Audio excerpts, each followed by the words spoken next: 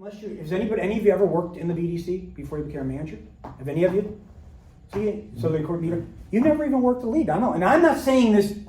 You don't know. Listen, I've never been skiing my whole life. It's embarrassing.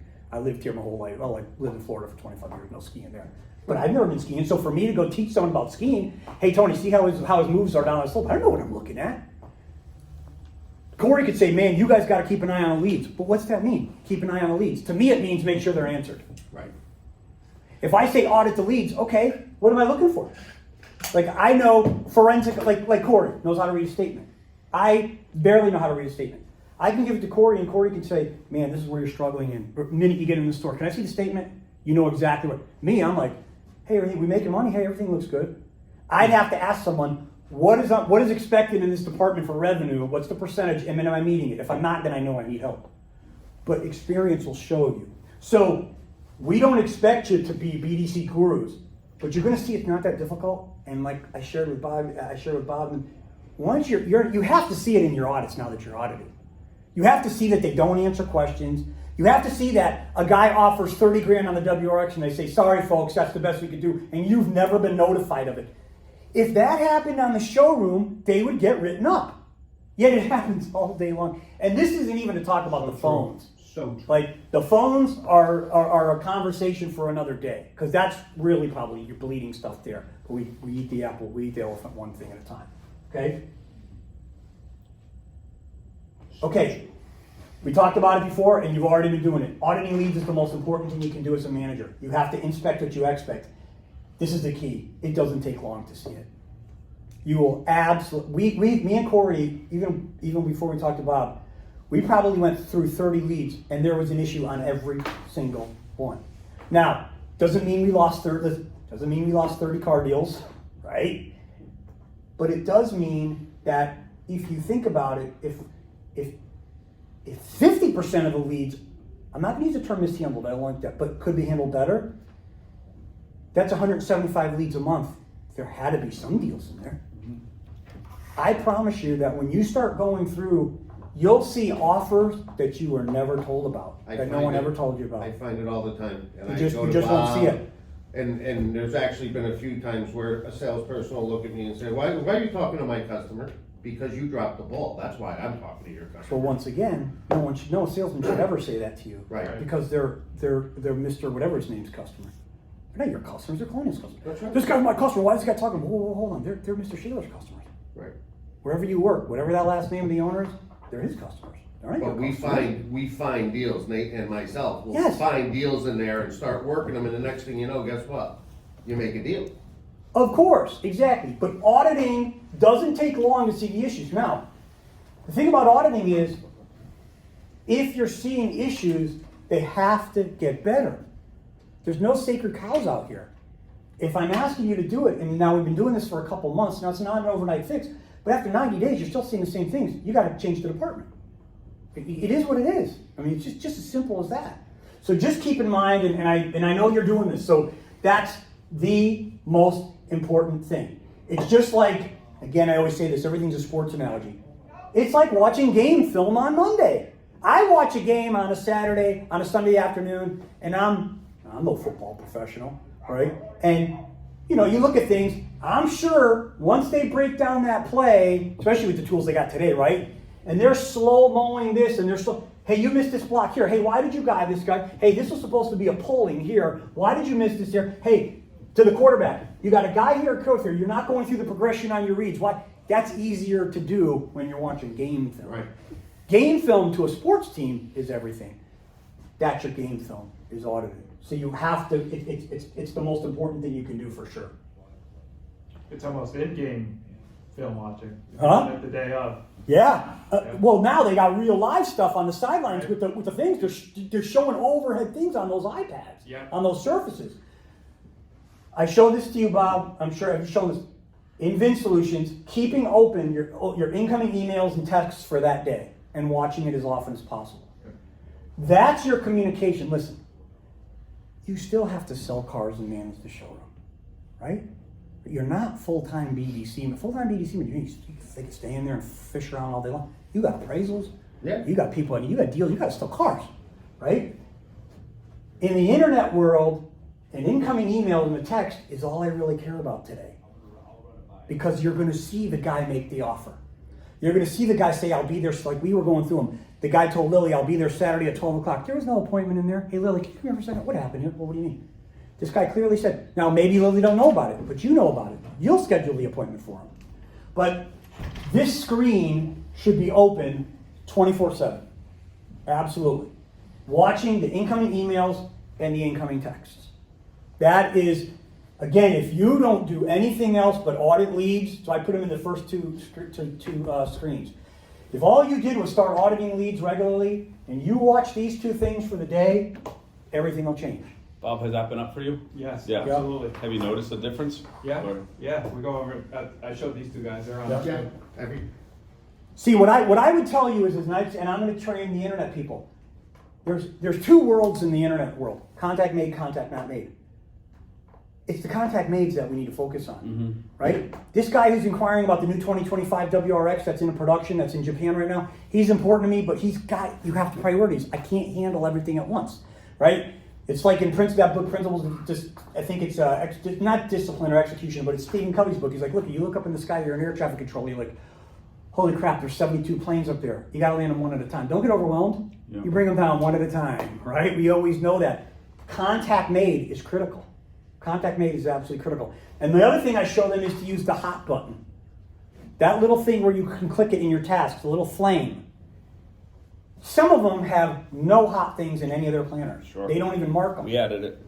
How could you possibly know what's a hot lead and what's not? Yeah, they don't mark out. They don't mark hot leads. So that's something to keep an eye out for. Okay? Hey, while we're on that subject, Tony, Yep. is there a way to see when somebody has read your email 4 times but hasn't responded, Yes, because it'll say, other than being in the lead? No, because Vin Solutions clearly tells you read twice, read 3 times. You're seeing it. And one of the things, I might not have put it in the deck for them, is they cannot be afraid to say, hey, Corey, I noticed that you opened up 4 of my emails and you're not communicating with me. Is there something I'm doing wrong? Because you may be scared to say it. We're going to piss them off. Well, they've opened up 4 of them and they're not communicating. So they're probably not going to communicate. Don't be afraid to say that. But when people are reading your emails and they're not communicating, they need to be able to say, hey, what's going on? I see you're reading my emails. But those, we don't know that sometimes if the next task isn't scheduled for 3 days, right? But they opened the email 4 times yesterday. We want to stay on it today now, not 3 days from now. But there's no way to really There's find no out. way unless you click on the lead and then you'll see all the leads that have come in, all the customer interaction. It'll say red, red, red, red, red. That's a key for them to know if their emails are being read. Okay. Now, again, any questions I can't answer, just parking lot them for Kyle because she's That's the right. expert. Absolutely, yeah. Okay, now this is where you would get involved. One of you needs to call and email every lead on day 2. It has to be part of your thing. It needs to be, hey, and you always call first. Why do you think you want to call first before you email? And this is what I tell them too. It's you don't email the customer to stop the clock. You call first. Why? It's the same thing for them and you. Why would you call first, do you think? Well, on day 1, I say it's because they might still be at the computer backing around. Okay. That's Intermediate. there's no really wrong answer. Right. But the main thing is that the email has to be based on the conversation. Right? Right. I'm not going to send an email that says, hey, Corey, thank you for your internet inquiry into the 2023 Doro Barracks. That's a fantastic car. We do have that blue one available. When I call him and he says, oh, I fat fingered it, I meant black. Right? This is the thing that I have to teach them. You got to monitor. They've got to stop sending emails first. Email. Listen, I might not even send you an email. What if I call Bobby and Bobby says I'll be there at 2 o'clock? There's no email. Right. Unless it's an appointment confirmation email. This is where you got to get them away from just going through the motions. Yeah.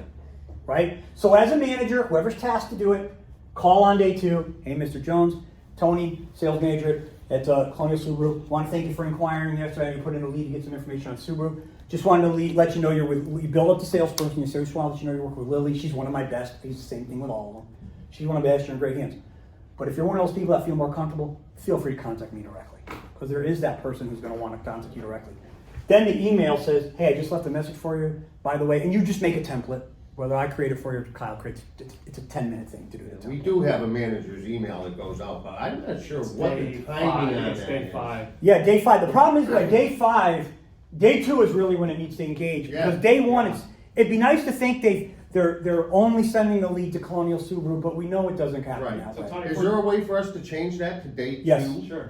Yeah, it's just I always rescheduled. wondered why it took so long for them to get that, because I No, feel the same well, way. I'll tell It you should why. be Because immediate. if you go into your settings, there's a flow process that says day 1, day 2, day 3, day 4, day 5.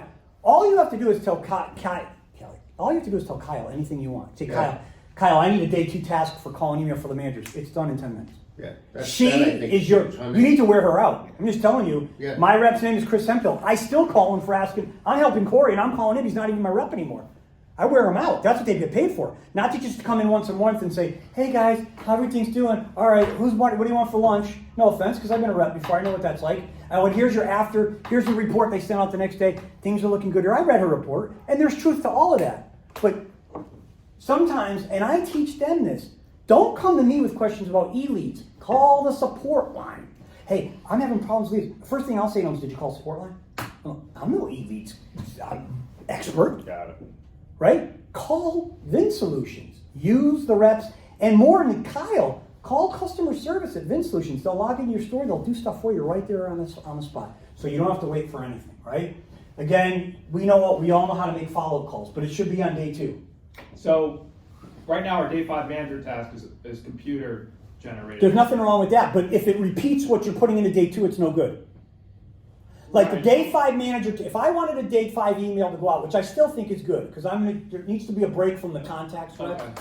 that says, maybe coming from you as a general sales manager, or you make up one that says to the manager, say, listen, I know you inquired in a lead a couple days ago. I want to make sure my team's been following up with you. If something's changed or your situation's changed, please feel free to reach out to me. Because most people are doing something pretty quick. So it's just whatever you talk about and you feel comfortable. Maybe change that. If you're making a call and an email on day 2, I would change your manager follow-up to day 7. Because I'm going to teach the salesperson. I'm going to give them what a week looks like. When my day 7 is, hey, are you still in the market or not? What are we doing? It doesn't take a month, 2 months to figure out if you're buying a car. It doesn't mean that I don't have the patience, but like I've said before, if I get a lead from Corey today on the WRX, call, email, text today. Call, email tomorrow. You guys call, email tomorrow. I call, email, text Wednesday. Thursday I send him a new information email. And he's not reading them, he ain't responding, he's not, there's nothing there. I know it's a hard pill to swallow, but it just, he was late night, looking around, kicking tires, just wanted to see whatever it is. So the day 7, it's okay my day 7 is always, are you still interested? And one of the bulks I do to clean those planners is at the beginning of the month, I do a bulk to all the active leads that says, are you still in the market for a vehicle? If something's changed or you're no longer in the market, please let me know and I'll update our files accordingly. You won't believe how many people are going to respond and say, bought elsewhere, bought elsewhere, bought elsewhere. Never forget, the number one reason, and this is, remember, I came from Asbury and AutoNation. One had 350 stores, one had 150 stores. This is the same thing across the country. The number one reason that you will close out a lead is bought elsewhere. They'll tell, oh, the leads are crap, just like Glengarry, Glen Ross, right? The leads are crap, the leads are crap. They're buying something. Now, maybe they sent in a lead on WRX and bought Integra. Whatever that thing is. But at the end of the day, it hasn't changed. The number one reason leads get closed out is because bought elsewhere, which means you had a buyer. Maybe we didn't have the car. Maybe they're looking for a gray WRX and the only guy who's got it is Suburban. I don't know. There's nothing you can really do much about that. But that'll always be the number one reason that they close out a lead is because they bought elsewhere. Okay? So I would say day 2, this is for sure. Listen, you can call on day 1 if you want. But one thing we have to be careful of is overload.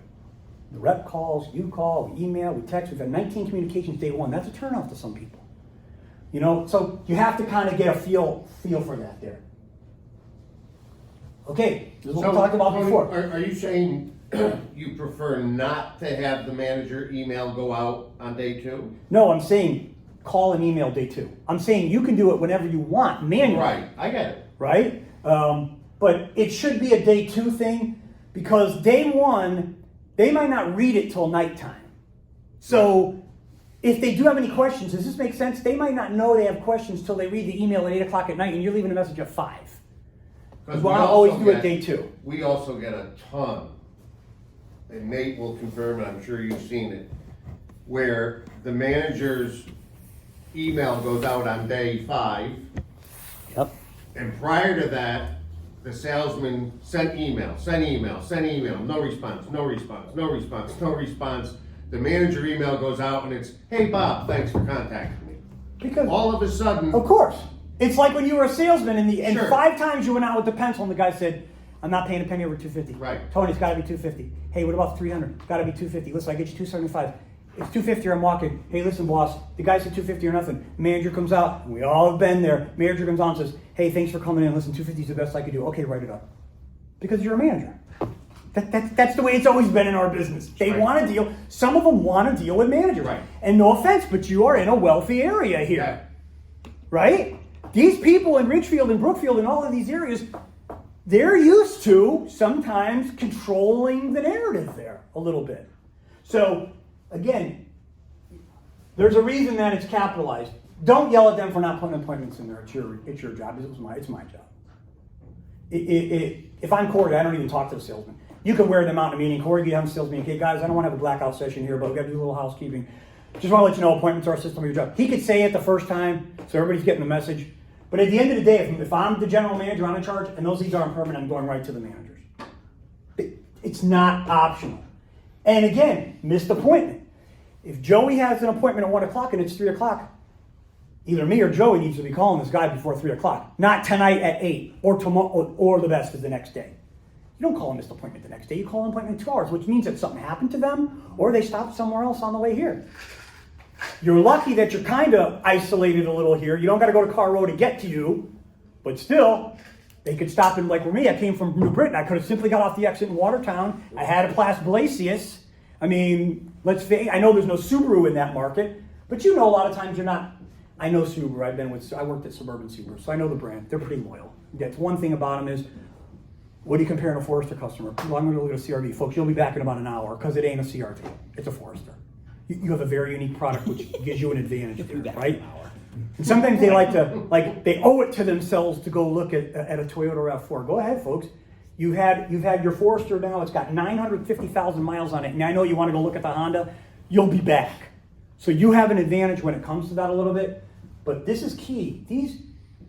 Most of these, listen, there's probably nothing in this deck that you're going to be like, holy crap, man, that blew my mind. I never knew. Right? We all, if we've been doing this any length of time, have heard it all before. Listen, I've been hearing since I was a young kid, you need to save your money, right? I didn't listen. My dad is still trying to tell me, 56, I still ain't listening, right? Got to watch your money. Hey, you got to brush your teeth every day. You got to work out. You got to eat healthy, right? We all know that every obese person in the world knows that you should eat healthy, right? We all can look back and think we would have made different decisions. There's not going to be anything. You may pick up things that, from my experience, these aren't groundbreaking stuff. But the problem is you have let's call it for what it is. You have a culture here where they don't put appointments in the system. They've been getting away with it.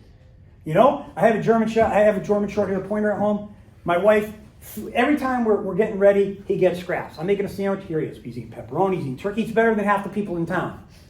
So then, when we get irritable, the dog's begging. It's like, get out of here, will ya? If he could talk, he'd say, you've been feeding me for 2 years in this exact same spot. Now you're yelling at me.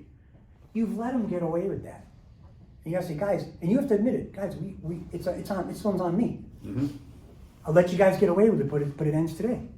It's a function of your job, right? And you should be having a roll call late in the day. Hey, listen. First of all, they should be not telling you how to be a sales manager, but no one leaves without checking out with you. You got are your appointments on the computer? That's the backup. Are your appointments in the computer? All your appointments in the computer? First thing, I don't know if you have a roundtable meeting or what you do in the mornings, but hey, let's get everybody together. Hey guys, what do we got going? Like I used to, just to have it. Hey, okay, who's got an appointment for today? Raise your hand. Okay, keep your hand up if it's in the system. Hands come down. Okay, I need you and you to stay back for a second. Can you leave next? Guys, what are we doing? Right? In the mornings, you'll see these guys. Hey, I got 2 appointments today, boss. Really? They ain't in the system. Why not? Not optional. So you're going to have to police that. So I'm not trying to babysit you, but it is your responsibility on those appointments, or it'll never change. And if you let one of them get away with it, you'll never be able to hold anybody else accountable. We talked about this before. The only advice I can give you is you have to go over good leads and bad leads. You can't beat them up. You have to say, listen, guys, the reason we're doing this is why a team watches game film on Monday. We're trying to get better. Raise your hand if you think that if you get better, you won't make any more money. All your hands should be down. Right? This is really simply a function of, you have to be seeing it has to be helping you doing those audits. What's the number one reason you do the audit? I'm trying to phrase this right. There's one real reason psychologically, what are the audits teaching those internet people? That we're watching. That you're watching, right?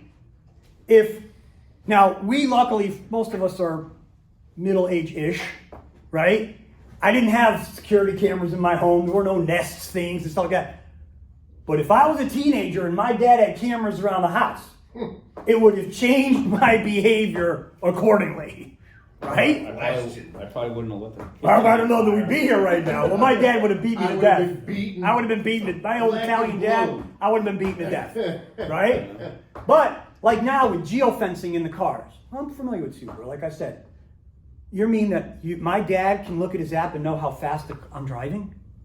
Well, you got to be really careful if you're going to think about speed, right? You mean my dad knows where I am right now? Picture GPS. Be 17 again. You're borrowing your parents' car and your dad's got GPS and knows where you are and how fast you're driving. 40 seconds. Holy cow. Yeah. Luckily, my 66 Skylark didn't have any of that stuff in it. I didn't have to worry about it. Could you imagine it would change your behavior? Knowing you're watching is absolutely the game changer. Okay? And always try to be positive. Once in a while, now if I've told you 5 times to do it and it's not changing, you also have to be very careful of, and I learned this early on as a sales manager, if it doesn't apply to everybody, don't make it with everybody. Mm-hmm. I've been in sales meetings where, you guys are this, you guys are that, you're not doing this, you're not doing that. And I'm thinking, I'm selling 35 cars a month, I'm the best guy, I'm number 1 in the United States, and you're wearing me out about that stuff. It took me a while to realize he ain't talking about me. But I have to tell managers when I do manager training, there's things for everybody. If 2 people are coming in late or that are leaving crap on the golf cart, for example, in Florida, right? Don't wear everybody else out. Wear those 2 out. There's some things that, and I would do it one-on-one, right? We all know praise and whatever it is, praise in public, discipline in private, whatever that little saying is there. But there's truth to that. You call them out in front of their people, they'll like I'm quitting, they'll leave. You don't want to do that. So, and I know you know all that. I know I'm not reinventing the wheel here. Okay, this is huge. I'm doing a training at NADA and I say, okay, raise your hand. Now this is a couple years ago. I said, raise your hand if you TO everything in the showroom. Every hand went up. 100%. Now I would say, even not being in the store, and I told Corey this, and I'm sure Corey would agree, you guys do a pretty good job in the showrooms. Your average store in the United States gets an A on the report card for managing showroom traffic. Because you can see it, right? Hey, where's that guy? Hey, what happened with that customer? Right? You can kind of see what's going on. Go ahead, you got a customer. I'm sure you got something. He requested you. Yeah, there you go. I think it's probably the deal you were working yesterday would be my guess. It's probably just requesting the best manager. He just knows you'll take the deal and these other guys won't. That's my wife's calling out. You set yourself up. Oh, that's all right. Everybody takes a beating. That's the great thing about this business. We can kill each other and keep moving on. So I would say, okay, now raise your hand if you're TOing phone calls.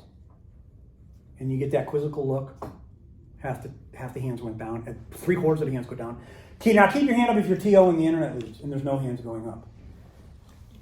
Just like we were taught, a lead is a lead is a lead. You have to manage those leads to just the way you do the showroom. And it does take more work because it's easy to know that Joe was just on a test drive with a WRX. I saw him grab a plate and now he's over there eating lunch. Hey Joe, can you grab a second? Hey, what happened to the guy in the WRX? Oh, his service customer. The Rolodex of answers he's going to give us. It's not so easy here. You got to dig in to find out. Mm-hmm. And what I would tell you is this needs to be, if there's any kind of offer, it needs to be brought to management. And the one thing that I don't put in your deck, but in theirs is stop sending menus to everybody. Hey, let me get the out the door figure. I'll send over a menu in 10 minutes. They don't need to see a whole menu busted down. Hey, you're going to be around 20 grand out the door. Can you break that down for me? Yeah. 17,888 sale price, $5.99 delivery fee, $2.54 the plate, sales tax applicable, whatever it is, 20 grand out, all typed up. It doesn't need to be a menu they can print and take somewhere else. They certainly should be letting you know when they're sending a menu, because you certainly would know if they were presenting figures on the floor. Sure. And let me tell you something. If someone presented figures on the floor and you didn't see them for 3 hours, hey, what happened? Brother, no offense, next time, like my boss told me, next time that happens, you ask them for a ride home. I talk to everybody before they leave. What's the best practice to engage that TO from the internet team? Oh man, it's easy. The internet team just needs to know that if a customer says, what's your best price? I know you've empowered them to price. Got it. But A, that means contact's been made. Ding, ding, ding, ding, ding. It's now a hot lead. And all my focus is on that lead right now. Customer says, now I know they're empowered to work deals, which is good. It saves you some time. But you should know that Lily just told this guy 20 grand out the door, right? She should go to how many times did it happen every day? 3? I'll give you a perfect One. example. Steve Cast had one the other day. I saw it yesterday. And we sent out a quote, Yep. menu quote, just Yep. like you said. Yep. And this is something maybe you can help us with, but at MSRP, Yep. because that's where we're at.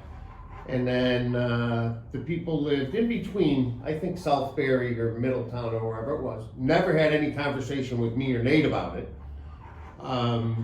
Sends out the menu, and then there's no contact, no contact, no contact, no contact. He went 10 days before he reached out to the guy. And the guy's next email was, oh, sorry it took me so long, Steve, but I bought something course. elsewhere. So there's a couple ways So to there's fix another that. one of your, No, your lost deals. And we know that happens. Sure. We can't blow our brains out, but it's all in the process. If the process is being followed and you still lose deals, then that's just the way it happens. Say, listen, if we leave it all on the field and we just lose, we just lost, we got beat by a better team. Sure. First of all, you would see, this goes back to what I said in the first slide, if you keep the email and the text incoming communications, you're going to see he's clearly asking him for the numbers, and then you're going to see that it's going to show you the interactions. You're going to see he just sent him an email. Hey, Steve, come on. That should be, Yeah. it was time for you to call the guy. Absolutely. See, if I'm sending over a menu, I'm following up with a manager call. As a matter of fact, the manager should be almost sending the menu. And then I'm going to say, Mr. Jones, my name is Tony. I'm going to send you the information. I do have a couple questions because it's like I teach them. There may be some additional incentives and rebates that you qualify for. I also teach them to focus on trades. Like, there's always more money for your trade. I know Kelly Blue Book Tool on our website said 15 grand, but it could be worth up to 18 depending on condition. When can you get it here? Right? So that's the time for a TO. And again, if you keep open the interactions coming inside and outside, you would have seen that. You would have seen it. But their policy should be, if you send a customer a price, Yep. A, it is not a menu unless we approve it. The guy says, I'm going to my credit union. There's times when you need to send a menu. But you'll find they send menus to everybody. It's ridiculous. How much is it? It's around 20 grand out the door. When you come in this afternoon or tomorrow. Well, can I see a detailed breakdown? Yeah, then I type up the detailed breakdown. Can I see a menu? What are you talking about? The same thing. By the way, can I just have my sales manager call you and we can get through some of this madness? So you'll see they don't even offer that. Can I have my sales manager call you? That should be the question. When someone asks about pricing, they shouldn't even really be giving the pricing. They should be coming to the desk and say, hey, Mr. Jones, I'll be glad to get you all that information. Just so I can avoid 3 or 4 follow-up calls. Is it okay if I just have my manager give you a call? And we can get all this thing put together on one call? Because you know what happens? He comes to the desk. What are you saying to him? Hey, right, Bob, you're at the desk. Hey, is he military? Does he currently have a new Subaru? Does he have a Subaru in the household? Hold on, then call. Hey, my boss wants to. And then there's 15 emails to go back. Right. Hey, Mr. Jones, there's a lot of variables in pricing. What I teach them is always let them know when you're providing prices that says there may be additional rebates and incentives available once we speak. And that's what we've been downstairs trying to pound in to Yeah. the internet guy and everybody.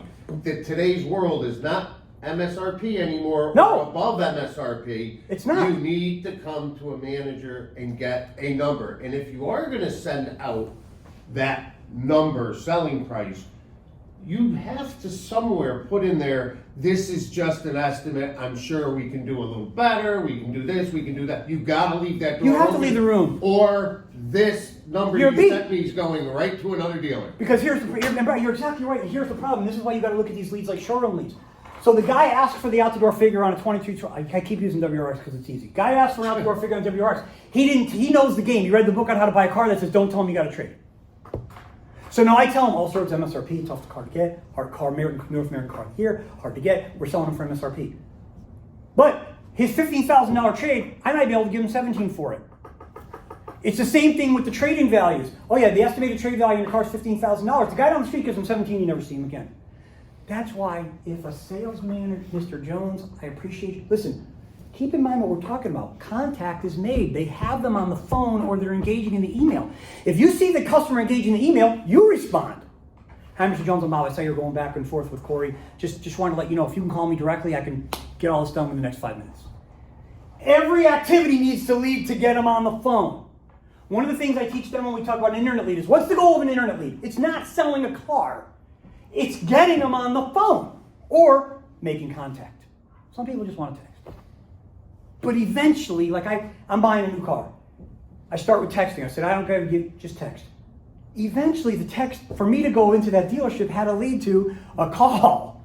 It doesn't have to be a call right now, but everything needs to funnel down to a call. And sometimes they want to email back 17 times. Shame on you for allowing that to happen. Especially when he's engaged. Mr. Jones, I see you've been going back and forth with my sales rep. Hey, can you do me a favor? Call me on my cell phone. I got great news for you. This isn't revolutionary stuff. It's just changing how you perceive these leads. But again, start thinking, I need to TO these leads. Okay? We talked about this. We don't need to beat this up. I could have circled that, highlighted it, underlined it if I wanted to for effect. It's your job to make sure the appointments are in there. The tasks need to be completed, and everything in the showroom needs to be closed out. Now that's a function of management, I know. But I showed Corey how to run a report. We can easily pull up Vin Solutions and click on and see if there's still probably customers. The problem with that is it doesn't it doesn't move into an after follow-up process if you keep that open. So you have to be very careful. We don't need to beat that up. We've already talked about that. The reality of most of your business are coming from leads and calls. How often are you getting involved? All leads should always have a manager footprint in it. We should Corey, as the general manager, should never see a lead that's what you haven't touched. Never. Under any circumstance. No, I shouldn't say that. Let's use the 80-20 rule. Maybe 20% of them. The guy called in and there was a lead. The guy said, yeah, hey, what time's your service department open? First of all, that's a bad lead. Right? They're marking them bad, I'm sure. But the other things that, and what you'll see in the deck for the salespeople that I don't have in yours is, most internet people, the minute they call and it's a bad number, bad lead. Bad lead. If I see a bad lead before, first of all, I'm the only one that should be, I don't know how your system is, maybe they can close out bad leads. But I better see an email that says, hey Bob, unfortunately I was unable to reach you at the number provided, probably just fat fingered it like I do all the time. Is there a better number to reach you at? I better see that email in there before I mark that bad number. Okay? But you should always have a footprint in every lead. Once a team is clear on the expectations, they have to be held accountable, like we were sharing when you were left before. You're doing audits now. You're asking them to do things the way that you're now. Think about all these changes.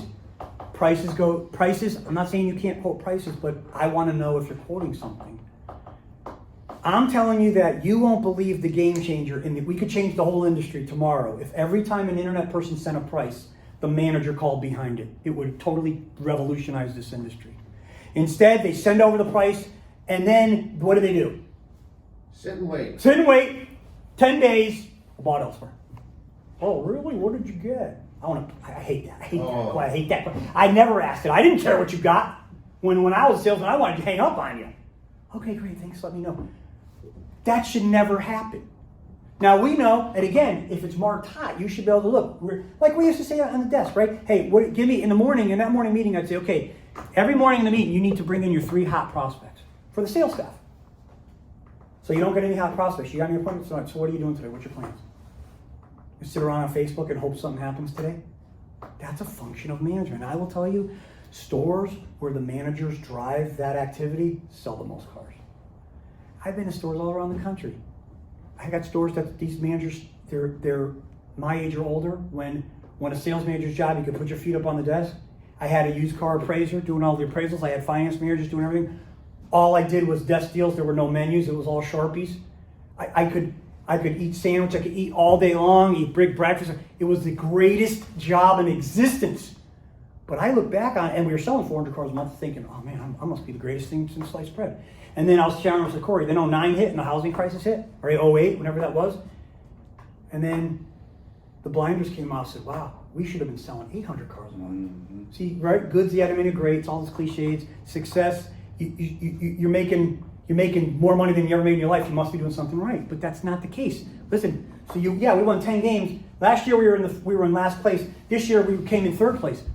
But you realize you might have won the division if you would have done a couple of different things, right? So when it comes to the expectations, that's up to you. Like now they're going to have to realize, this is how I want you to handle trade-ins. This is how I want you to handle pricing. This is how I want you to handle menus. This is how I want you to handle the appointments.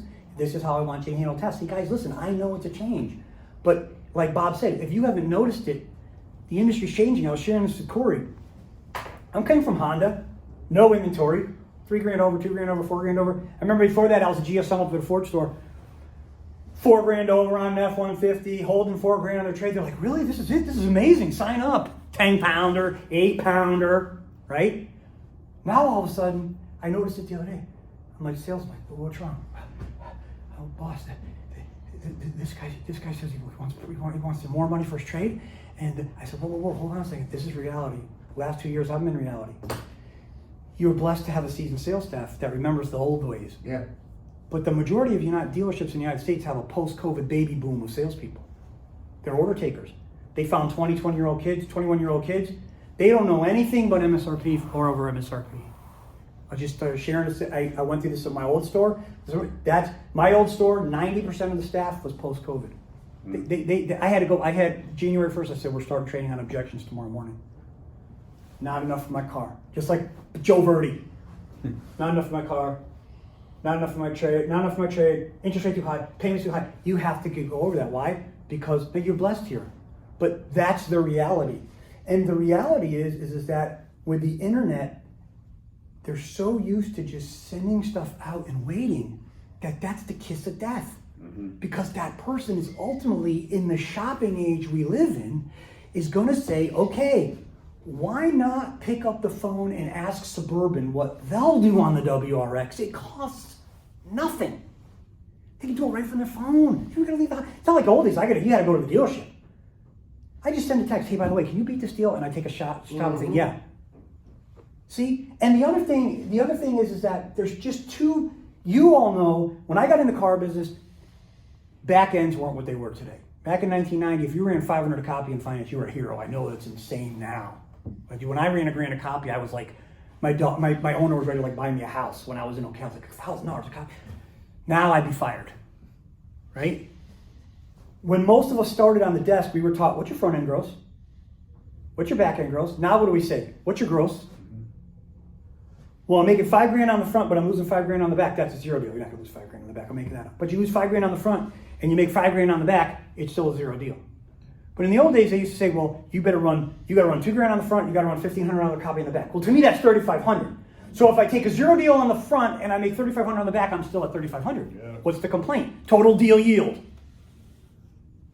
They're not the managers. And one of the things I tell them is don't sales manage your own deal. That's the kiss of death, even when we run for it. You know how many times I thought I had nothing? And my boss, I tell you, hey boss, this guy's got a 550 beacon, he's $6,000 upside down, he's got no money. I think I'm wasting my time. And he ends up buying a car? Well, that's because I'm the manager and you're not. Even when I was selling 30 cars a month, I got a TO on everything. Man, I may miss something. This guy could be Corey's neighbor. Hey, Corey, bro, I didn't know you were ordering for a car. What's going on? We all know you take a TO. That's where your skill set comes in. Right? Right there. Now, I knew when I left the desk and I said, hey, Bobby, is there anything I can do? Nope. Couple grand more for your trade? Nope. Couple grand off the car? Nope. Save you a couple $100 a month on payment? Nope. You can take a TO. I knew you were closing that deal.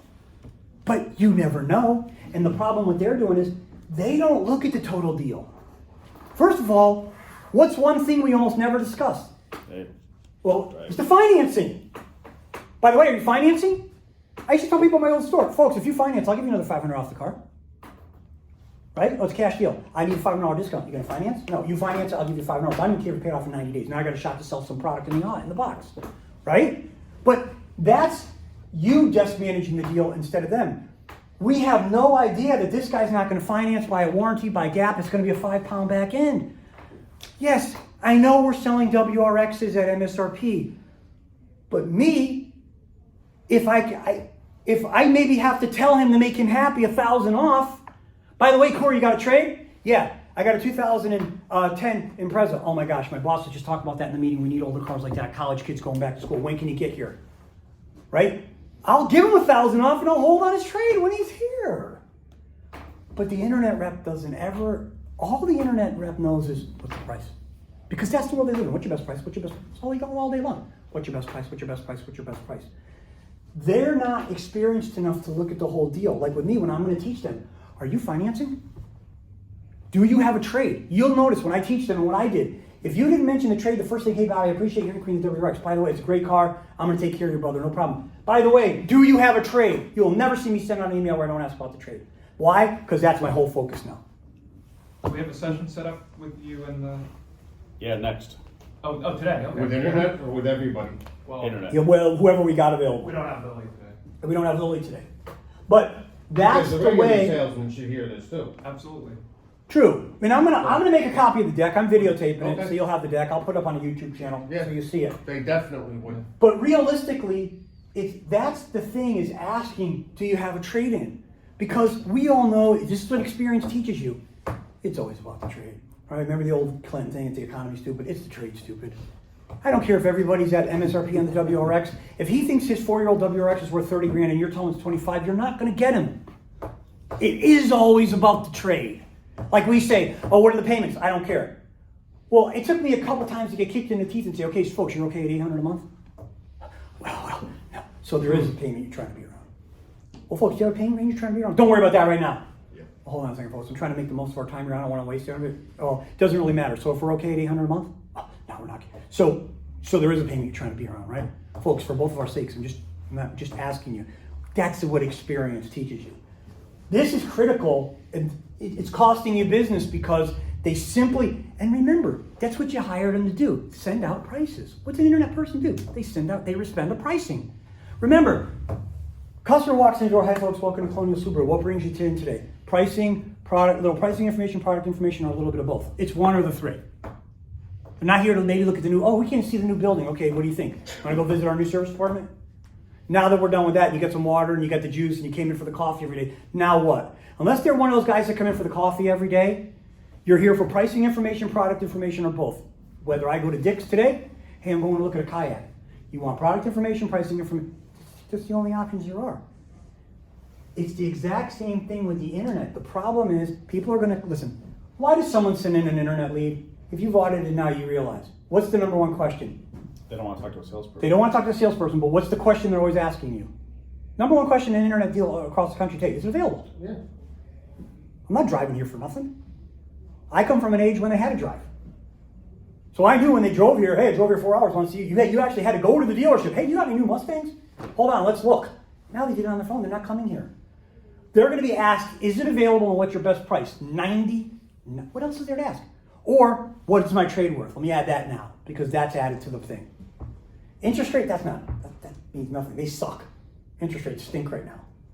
When I called my buddy yesterday, and he's the vice president of a big credit union, and I asked him the 84-month rate, and he's my friend. I'm like, are you kidding me? I said, what if I go back to 72? I go, you say your point. I'm like, are you kidding me? All right, I'll just refinance in a year when life gets better. But interest rates, everybody knows that's not a deal breaker. Our CPO rates just went up again. Of course. Half a point across the board. Everybody knows that that's not a deal breaker, but it's the one of three things. Is it still available? What's your best price? And what's my trade worth?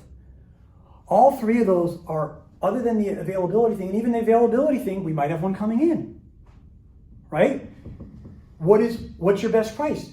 That best price thing, listen, we all know what I used to say, and this is my own. Gross is made on the sales floor. The internet is not really a gross generating department. It's a volume generating department. The customer comes in here, I can hit them at MSRP, hold some money on the trade, and move on. If I try that on that menu, I'll never hear from them again. Crickets. Yep. Might as well just send them an email with little cricket emojis, because that's what you'll get. The problem is that if they don't bring it up, see what the average internet person just responds to the information they're given. You'll see John, one of the things I tell them, want to give them all the little things, John, no last name. So in the last name field it says no last name, it's probably a car gurus lead. I said, did you talk to this customer yet? Did you think about asking him what his last name was? When I see an appointment in there and says John, no last name at 2 p.m., I'm like, what are you doing? You made an appointment with this guy, but you didn't get his last name? They don't ask relevant information. They simply pound the price. They say, yes, it's available. When can you come in? No, it's not available, but we have some on the in-transit. Or it's, here's the price. Let me know if you heard the beautiful thing. It's as strong as death close. Let me know if you have any questions. Let me empty out all my pockets, give you everything I got, and if you have any questions, call me. And in other words, they wait until they get a call. Next day, hey, did you get the information I sent you? Any questions?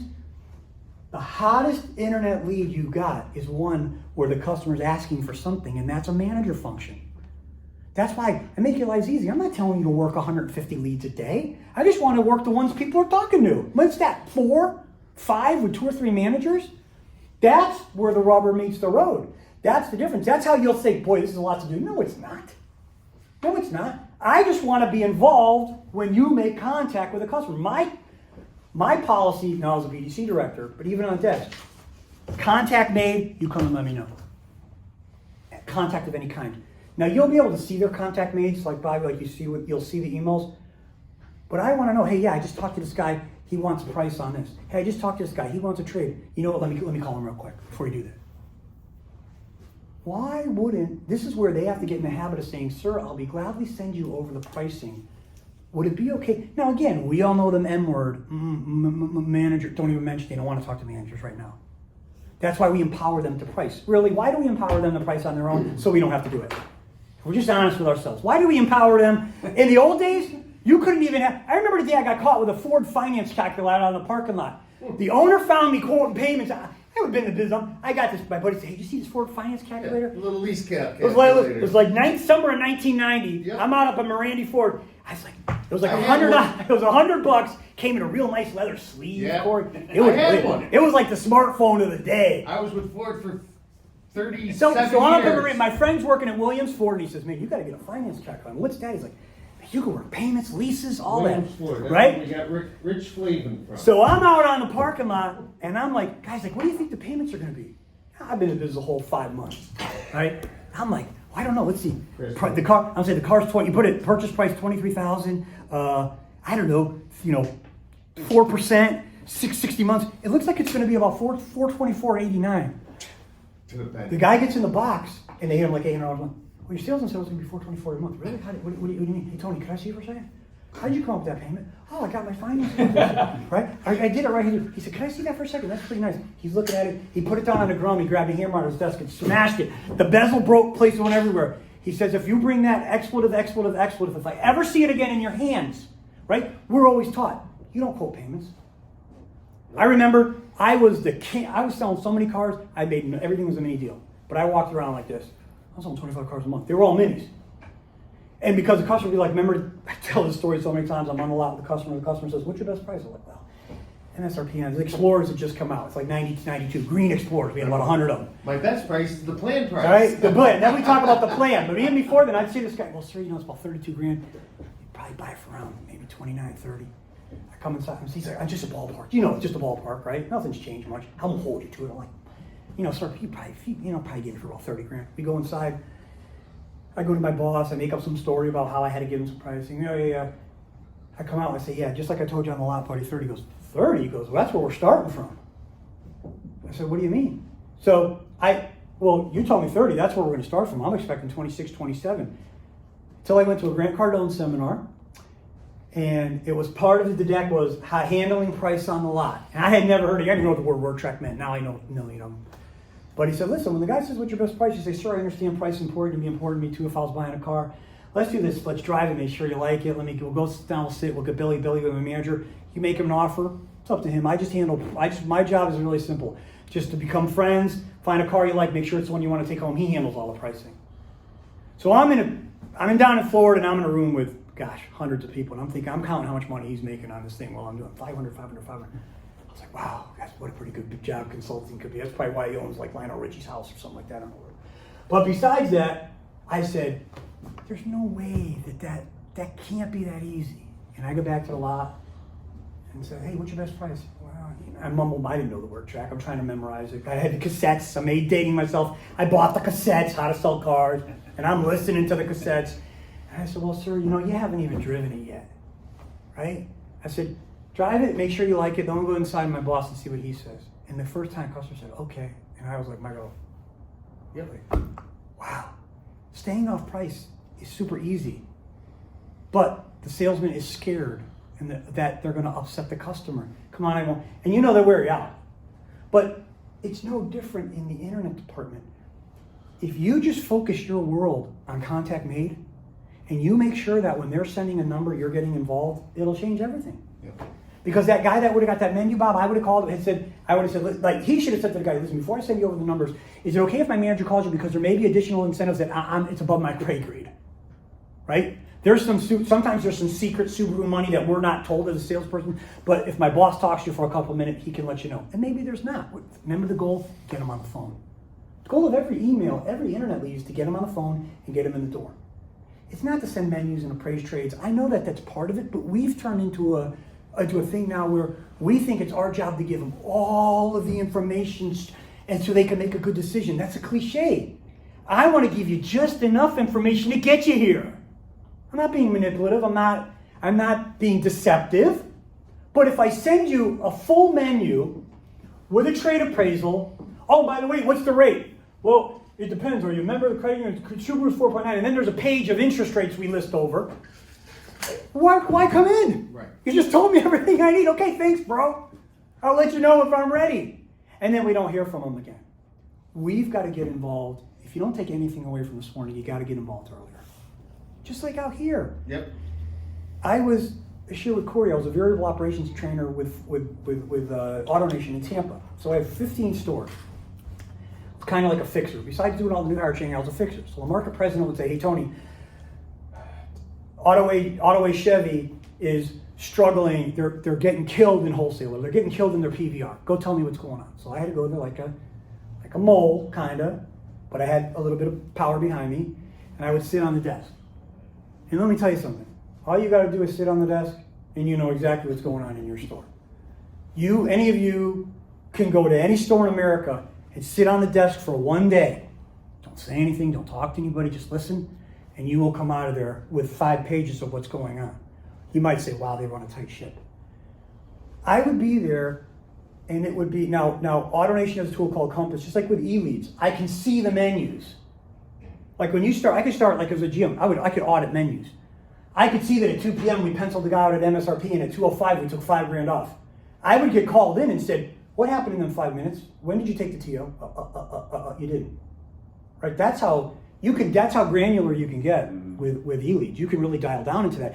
And in a corporate store, they got nothing but time to watch everything you do. So what happens is that when it came down to sitting on the desk and got now remember I was the trainer, so I trained the new salespeople, so I knew who the salespeople were, right? This kid's been on the floor for 3 weeks. He's getting ready to send him out on his 3rd menu. Now, when you're a corporate guy, you got to really use kid gloves in there because they don't even want you there, and they know you're like a spy. It's kind of what you are. They don't realize that you're there because they're not getting the job done, but you are a little bit of a spy. And I say, hey guys, can I ask you something? I said, what are you hoping to get on the 3rd pencil by now? Because every pencil is a discount.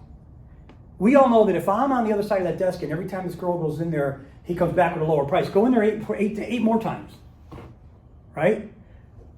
Most stores don't get off their butts for the TO till all the water's out of the tub.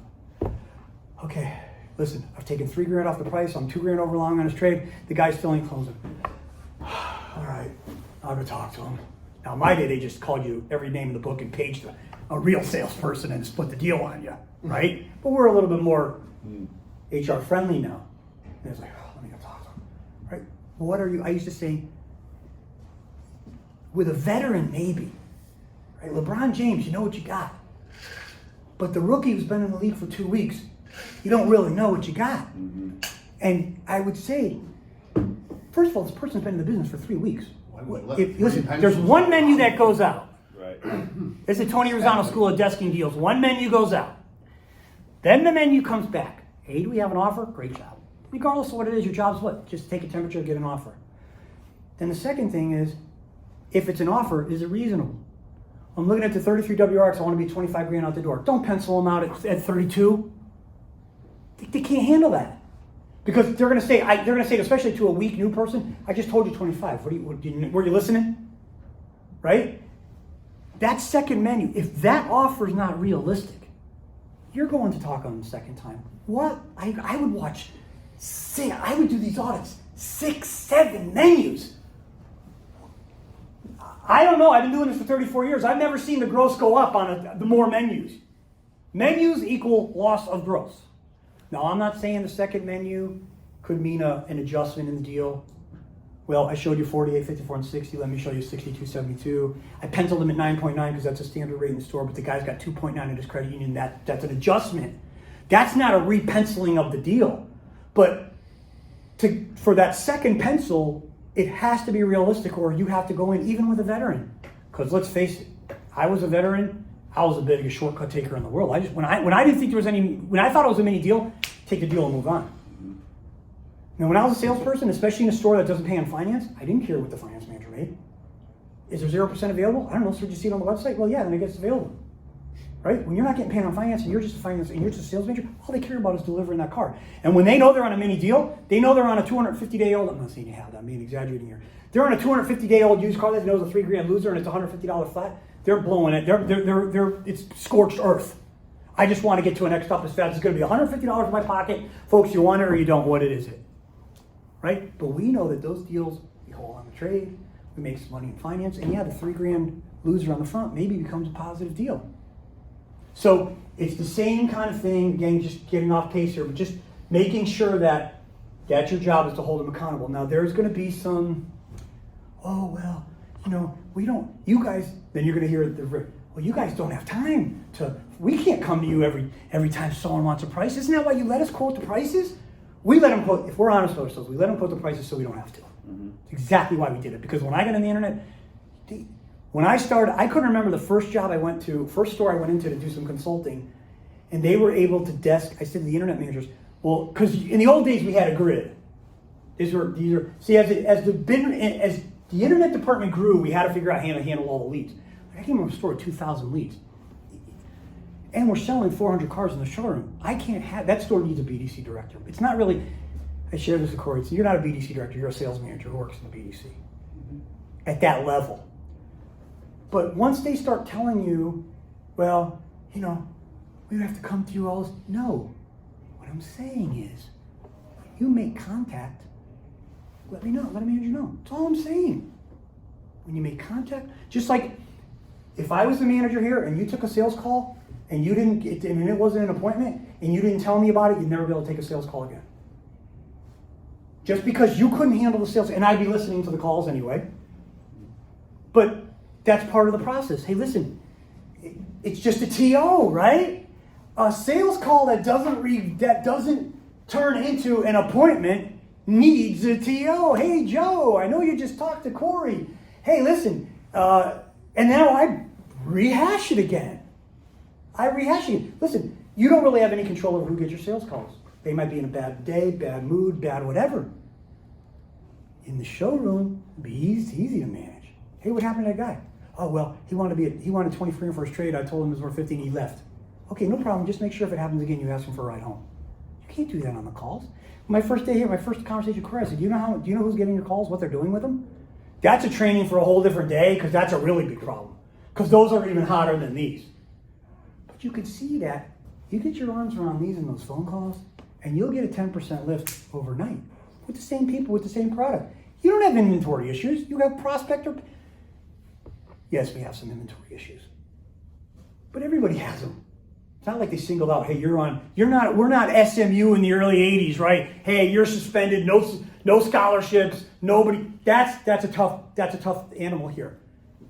You actually have inventory. You actually are better off with inventory than most of the people.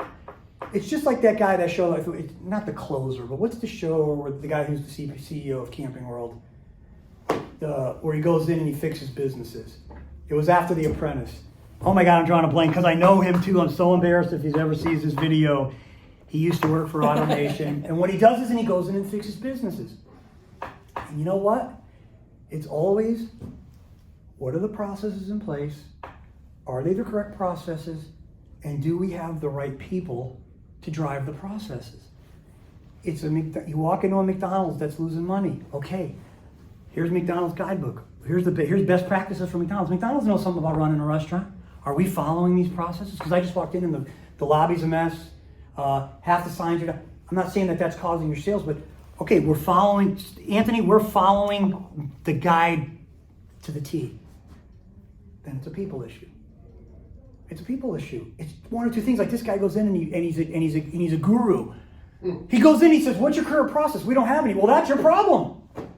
Well, we do. We have processes. Well, do you have people to carry out the process? How many times do you get a new coach? Everything's sports relative. You get a new coach in there. Why would this guy let go of this guy? How can he cut this quarterback? You know why?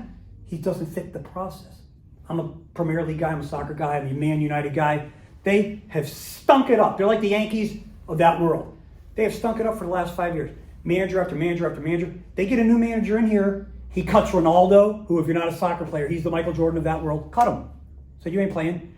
Captain of the team, guy named Harry Maguire's on the English team. He's on the bench. Like, what are you doing? What are you doing? He's in third place right now. They barely survived last year. You know why? He came in, he said, here's my process. Guys around you, some of you are going to fit into it. Some of you, no offense, you're still a great guy. Ronaldo's still a hell of a player. But you don't fit into the process. Once you start doing all this, and they're still not getting it, it's the person. Right now, it's the process. Right now, it is the process. You get to that point where it's the person. This is my contact information. Feel free to call me anytime. Not a bother. I always call you back. I've got a new journey I'm starting in a few weeks. And I'm going to be doing the exact same things. I told this guy, I'm going to get my arms around the BDC. I'm going to find out what's going on with the sales calls. I'm going to see it's the first thing I'm going to get my arms around, why it works all the time. You can go into any store in the United States and you get your arms around the traffic and all of a sudden you know what's going on. I'll sit at the desk and in one day I'll see the interaction. There's some turnover issues. Either we don't know how to hire, or there's something or we're setting improper expectations, or you want to know what? We're having a bad interaction. Listen, I come from a day where my first sales meeting, the GM hit a guy in the face with a phone book. Now, and this wasn't Guantanamo Bay. It would be on YouTube if it was today. My first Saturday meeting, 1989, I think I was 22 at the time. The sales manager, and for those, well, we're all old enough to remember. I don't mean this phone book, the big boy. The yellow pages. First of all, he locked the door at 8:30. And if you didn't get it, if you weren't there, you might as well just go home and you might as well just commit suicide down in the showroom.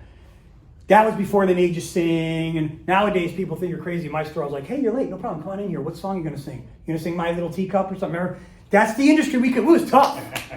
You were a man, not a sexist thing, or a woman. You had to be tough to be in this business, right? You were late for a meeting, you had to sit in front of 50 guys.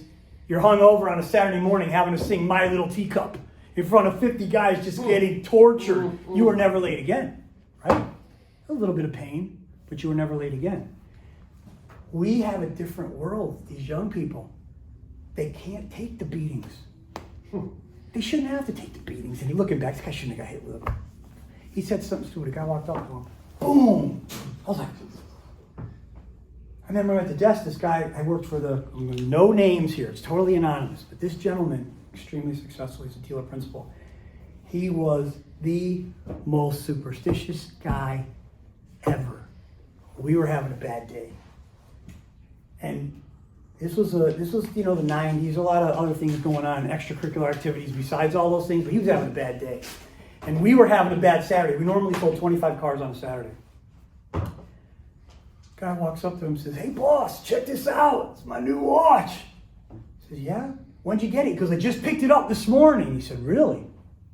He goes, "Can I see that for a second?" Takes it off. He goes, "Man, that thing's nice. Boy, that's beautiful." Puts it down. Newest thing. Had a hammer in there, just like the other thing. Smashed it. The bezel smashed. Hit the kid in the face. Blood's dripping down his face. And you can't. If you tell these stories this day and age, you can't even imagine that it happened because, first of all, it's a lawsuit, it's HR, you're calling the 800 number. He says, "If you don't get that effing cursed watch out of my dealership in the next 10 minutes, you go with them too." You were like, the things all of us could say that have been in this business for a long time, the things you say, and listen, it wasn't right. It was ridiculous. But we can't lose sight that, I got a son who's 20, I share this with Craig, I got a son who's 21 years old. Thank the Lord he's in the Army, right? All he did was play video games. Wasn't socially active, divorced, so he's home with his mom. Now I was glad because I was running the streets at 16. I was glad. I used to tell his mother, "I wish he'd get out of his room. Keep him in there, right? He's not getting in trouble." When I was 16, forget about it. I'm glad he's in his room. Like somehow we want him out running the streets like we did. It's okay, he's safe. Okay, so he doesn't have 15 girlfriends, and he's not doing drugs. He's okay, I'll take that if it's a trade-off. By the grace of God and COVID, he graduates, and he joins the Army. Now he's playing Call of Duty in the Army. So I got this mind of what military's like, right? I'm like, so I call him, "Anthony, what are you doing, man? You shooting guns with your friends, man? What are you working out?" "No, Daddy, we went skateboarding this afternoon and we're playing video." I was like, "What are you doing this weekend?" He goes, "Yeah, I got a couple days off. What are you doing?" You going to shoot the guns or gun range or whatever? He goes, "No, we're playing Call of Duty." He's still doing the same things. Like I had this mentality of Army guys working out at the gym, right? Shooting guns, playing with knives, bows and arrows, right? Because that's what you think. But this generation, they're still on their phones. Now they might not be on a run with their phones all day long. To some extent, you won't stop it. But let's face it, 8 hours is a long day here. It's a long day on the floor. I sold cars within the last 2 years for a couple months waiting for a position open. It's a long day. It is a long day. And that generation knows nothing but the phone in their hands. But don't let me see it when you have 27 tasks to do. Right. And those tasks go for the floor. And again, if you, like Bob was sharing, if I tell you at 3 o'clock that you have 32 past due tasks and I see they're done by 4, we're going to have a discussion. Guys, just so everybody knows, I apologize. I always say it on me. I apologize. I'm not that good of a communicator, so I'm going to try to say it as easy as I can. But can anyone tell me what the goal of work in your planner is? See, I used to do all the talking. Now I try to ask some more questions. Can someone raise their hand and tell me what's the goal of work in your planner? It's not to complete it. Now, they know in a group environment, oh, it's to set appointments, set cars. Good answer. That's what we wanted to hear. But can anybody give me the honest answer? It's to finish it so my boss stays off my butt. That's why you clear it. I'm sure there's nothing revolutionary in here. It's almost everything that I will ever teach or you will ever teach them, they know. But with just a few things, if you say to yourself, watch the contacts made, that's the only world. I don't care about a guy going back. I care about contact made. I don't care if we, listen, and as a sales manager, have the time to manage the internet. Why? I'm only managing contact made. Now, in my weekly audits, I'm going to see how my process is working. What are we saying? Maybe that's not why I'm getting a call. And like I'm going to teach them that you always ask about trades. Look at the email address. Does it say at albertusmagnus.edu? Hey folks, do you work at Albertus Magnus or are you a student? Oh, I'm a student. Fantastic. Did you know that we have Subaru's offering a special right now to Albertus Magnus employees? The average internet person never even thinks of that. What's the special? It's $250 off. I'm sure you're not going to lose a deal over $250. Right? They have to, if you will just stay on the contact maids and let them know, guys, all I'm asking you to do is 2 things. When you make contact, hit it hot. And when you make contact made, please let me know. Before you send over a price, let me know. We're a team. And all I would say to you is manage the internet and the phones eventually, if we ever get to talk about the phones, the way you manage the floor, and you'll get a lift just like